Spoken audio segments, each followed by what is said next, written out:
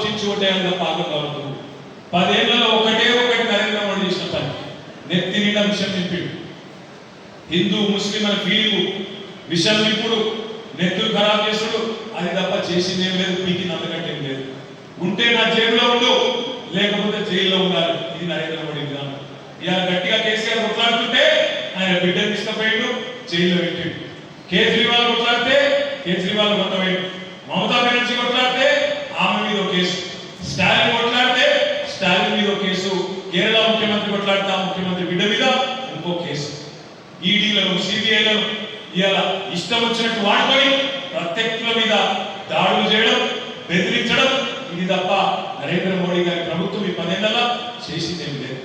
మీ అందరికీ నేను ప్రార్థించేది ఒకటే, ముఖ్యంగా మానకొండూరు వ్యవసాయ ప్రాంతం, బీజేపీకి కనుక మనం ఓటేస్తే మోటార్లకు మీటర్లు పెట్టుడు పక్కా యాద పెట్టుకోండి. రైతులకు చెప్పండి, కేసీఆర్ నాలుగు ఆపిండు, కేసీఆర్ రోజులు ఆపిండు. రేవంత్ రెడ్డికి అంత దమ్మున్నది, రేవంత్ రెడ్డికి అంత దమ్మున్నది.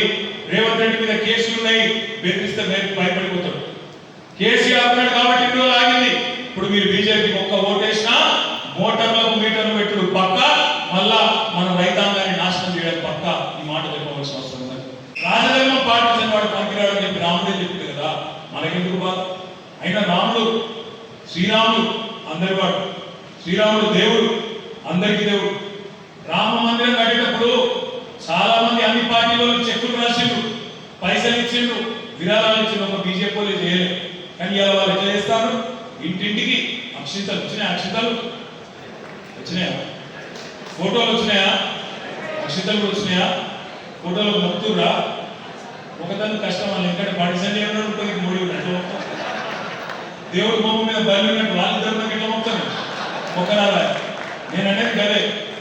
ఇలా దేవుడిని అడ్డం పెట్టుకుని రాజకీయం చేసే చిల్లర పార్టీలను తప్పకుండా బుద్ధి చెప్దాం. రాముడికి మొక్కుదాం, శ్రీరాముడికి మొక్కుదాం. కరీంనగర్ కు పైసా పని చేయని బీజేపీని మాత్రం ఓట్లతోనే తొక్కుదాం.